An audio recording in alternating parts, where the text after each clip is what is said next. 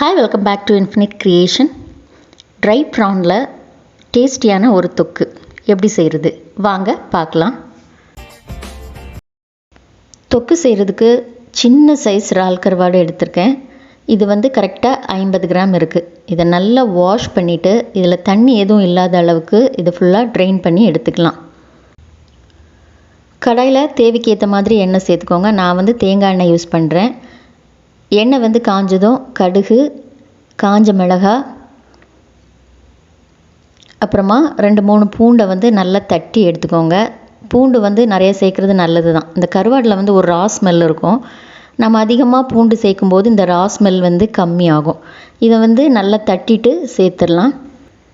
தேவைன்னா இஞ்சி கூட தட்டி சேர்த்துக்கலாம். அதுவும் ஒரு சின்ன சைஸ் இஞ்சியை நீங்கள் நல்லா தட்டிட்டு சேர்த்துடலாம். நல்ல வாசனையாக இருக்கும். அதோட கொஞ்சம் கருவேப்பிலையும் சேர்த்துக்கலாம். இது எல்லாமே நல்லா பொரிஞ்சு வர வரைக்கும் நல்லா வதக்கி விட்டுடலாம். இந்த பூண்டு வந்து கொஞ்சம் பொரியணும். அப்போ தான் வந்து டேஸ்ட்டு, வாசனை எல்லாமே ரொம்ப சூப்பராக இருக்கும். வெள்ளைப்பூடை வந்து தட்டி சேர்க்காம பேஸ்ட்டாக சேர்க்குறதா இருந்தால் இந்த வெங்காயம், தக்காளி எல்லாம் வதங்கினதுக்கப்புறமா பேஸ்ட்டு வந்து சேர்க்கலாம். இல்லைன்னா ப்ரான் சேர்த்ததுக்கப்புறமும் சேர்க்கலாம். இப்போ இது நல்லா பொரிஞ்சு வந்தாச்சு. இதில் வந்து பெரிய சைஸில் 2 வெங்காயம் சேர்த்துருக்கேன். மீடியம்னா 3 வெங்காயம் சேர்த்துக்கோங்க. வெங்காயம் வந்து நல்லா வதங்கி சுருண்டு வரணும். இப்போ பார்க்குறதுக்கு நிறையா இருக்கும், ஆனால் வதங்கினதுக்கப்புறம் கொஞ்சம் கம்மியான மாதிரி இருக்கும். அதனால் 2 இல்லைன்னா 3 வெங்காயம் மீடியம் சைஸில் தாராளமாக சேர்த்துக்கலாம். இப்போ வெங்காயம் நல்ல பொன்னிறம் ஆயாச்சு. இந்த பொன்னிறம் வர வரைக்கும் இதை நல்லா வதக்கி விட்டுக்கோங்க. இப்போ 1 டேபிள் ஸ்பூன் அளவு மிளகாய்த்தூள், 1 டீஸ்பூன் அளவு மஞ்சள் தூள். இது வந்து நான் இந்த எண்ணெயிலேயே சேர்க்குறேன். அதாவது இந்த வெங்காயம் வதங்கின உடனே சேர்க்குறேன். இது நல்லா மிக்ஸ் ஆனதுக்கப்புறம் நம்ம தக்காளி சேர்க்கலாம். இந்த ஸ்டேஜில் நாம் இந்த மிளகாய்த்தூள், மஞ்சள் தூளெல்லாம் சேர்க்கும்போது இந்த ரெசிபி வந்து கலர்ஃபுல்லாக இருக்கும். இப்போ தக்காளி சேர்த்தாச்சு. தக்காளி வந்து 2 தக்காளி சேர்த்துருக்கேன். அதோட 2 பச்சை மிளகாய் முழுசாக சேர்த்துருக்கேன். இதை நறுக்கி சேர்க்கலை, ஜஸ்ட் அந்த வாசனைக்காக தான். நீங்கள் காரம் அதிகம் விரும்புகிறீங்க அப்படின்னா இதை நறுக்கி சேர்த்துக்கலாம். அப்போ இன்னும் கொஞ்சம் காரமாக இருக்கும். இப்போ இதை வந்து உப்பு சேர்த்துட்டு கலந்து விட்டுட்டு அப்புறமா மூடி போட்டு வேக விட்டுலாம்.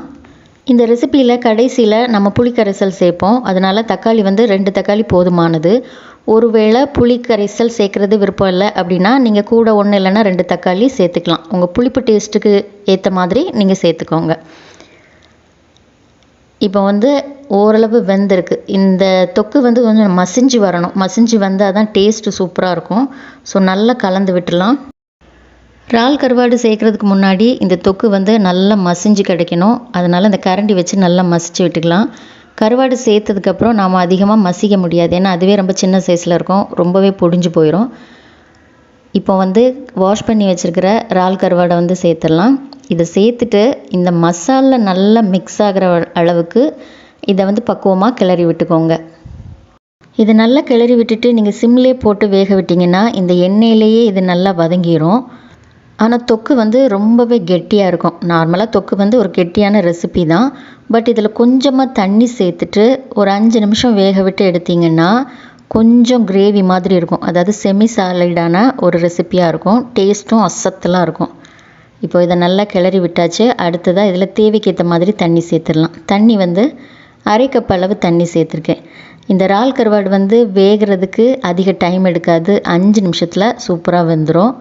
அடுத்ததாக இதில் கொஞ்சமாக புளிக்கரைசல்.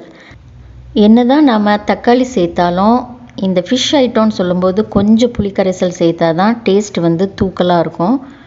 ஸோ உங்களுக்கு புளிக்கரைசல் வேண்டாம் அப்படின்னா நீங்கள் கூட ஒரு தக்காளி முதல்லே சேர்த்துக்கலாம். இப்போ இதை நல்லா கலந்து விட்டாச்சு. மூடி போட்டு வேக விட்டுலாம். 5 நிமிஷத்தில் இது சூப்பராக வெந்துடும்.